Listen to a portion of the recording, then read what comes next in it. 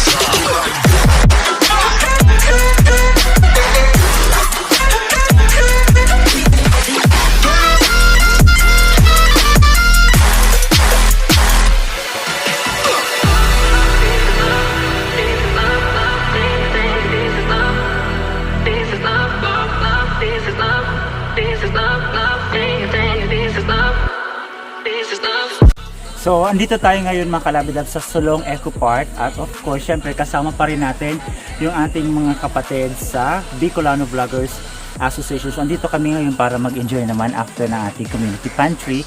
Andito tayo ngayon sa Sulong Eco Park para i-enjoy naman ang ganda ng paligid, no? Yung ating nature, no? Dahil lahat naman tayo ay gustong ma-relax at malibang-libang, no? So, itong place na to ang perfect place sa lahat ng mga gustong mamasyal at nature lovers. So pasensya na po, medyo hiningal tayo mga kalabidabs dahil medyo nakakapagod din, no? Kasi halos naglilibot na kami dito and sobrang ganda dito mga kalabidabs at sigurado ako na perfect tong place para sa inyong bonding moments, sa inyong mga goofy and selfie.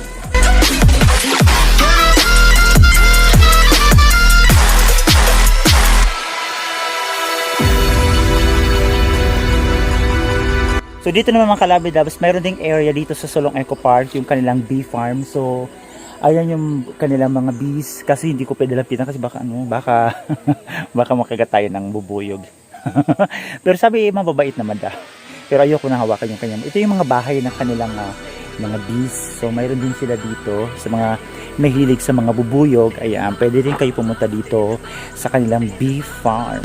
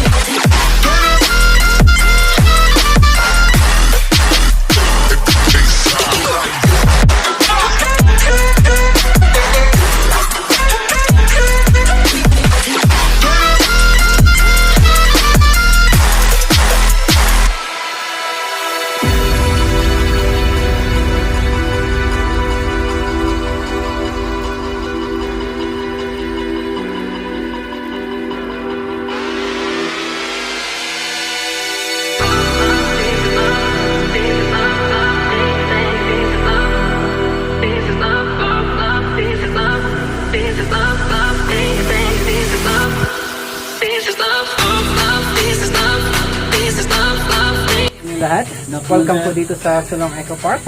Ako po si Andy. Ako po yung magiging guide nyo at your service. Yung Sulong Eco Park, bigyan ko lang po kayo ng background profile. Private property po siya. Pag-aari po siya ng pamilya Marino.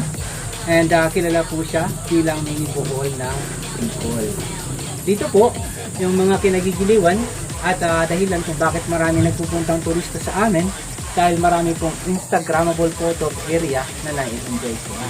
Pero higit sa lahat, kapag nag-trek na po at umakyat sila doon sa may tuktok ng bundok, napakaganda ng tanawin na inyong makikita. Yung kagaya ba sa bukod.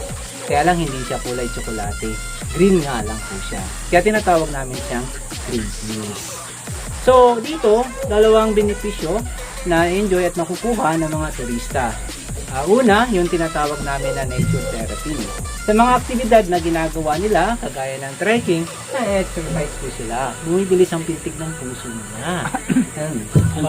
Nakakatulong po yun para mas lalong mapalakas yung immune system nyo ba.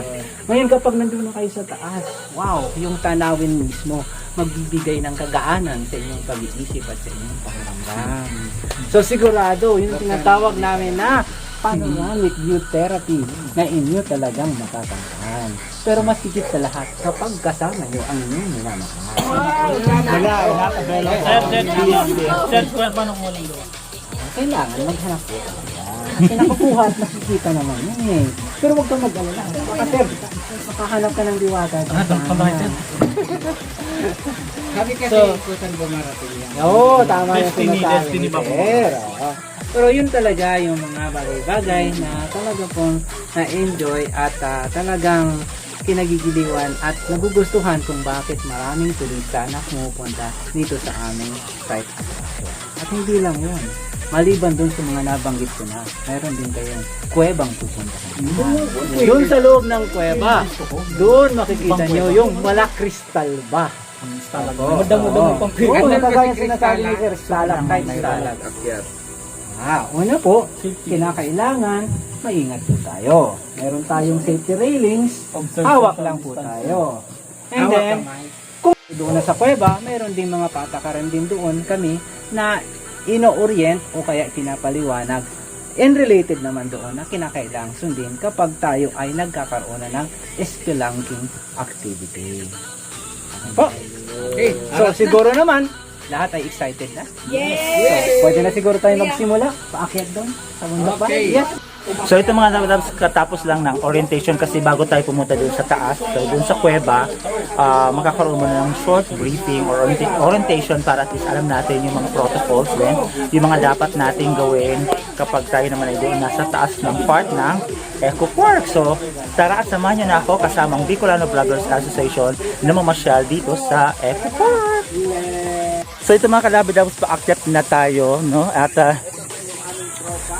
medyo it's a big challenge ngayon dahil I think nasa 200 plus yung ating stairs, no? And I sabi sa akin, I forgot yung exact number, no? Pero I think nasa 200 plus. So kasama natin ngayon aakyat dito sa bundok ang Bicolano Vloggers Association members!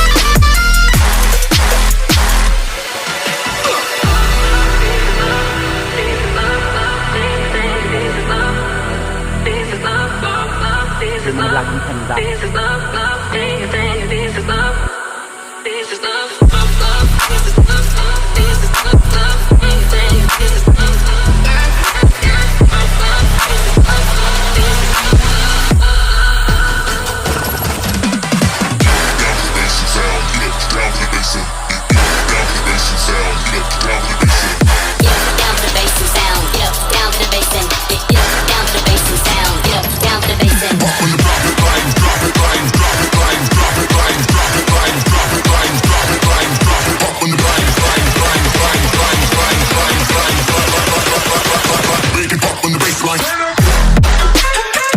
Hingal ka na.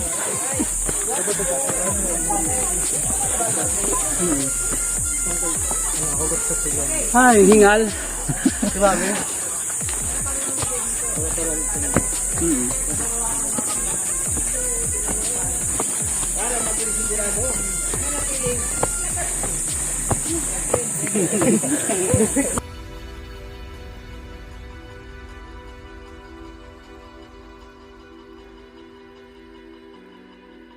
Mga kalabidabs.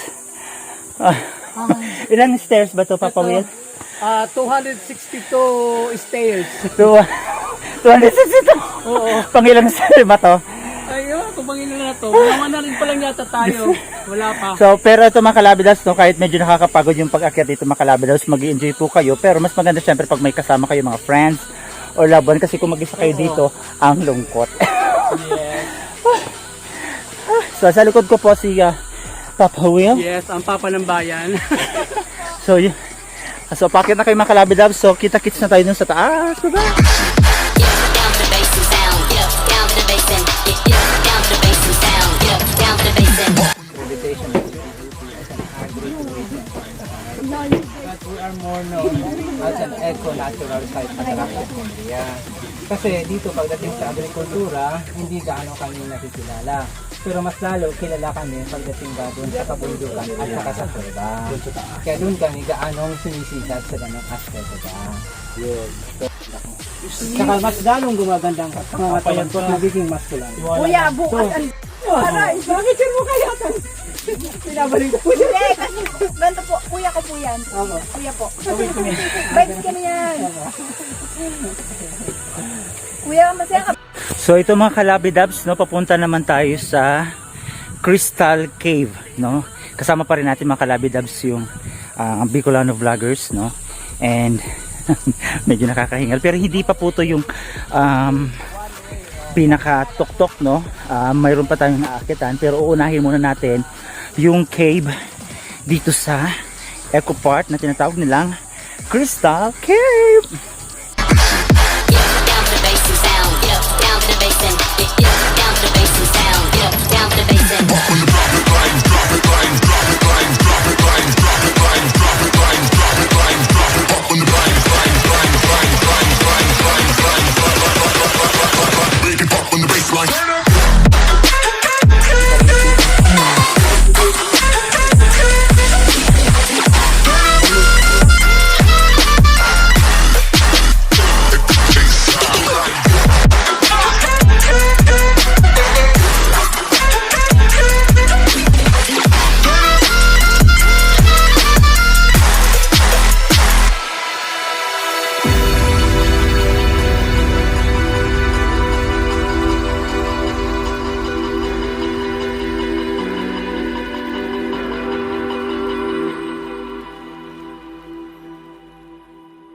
If you like this video, don't forget to subscribe, hit the notification bell for more updates on my latest videos. Bye!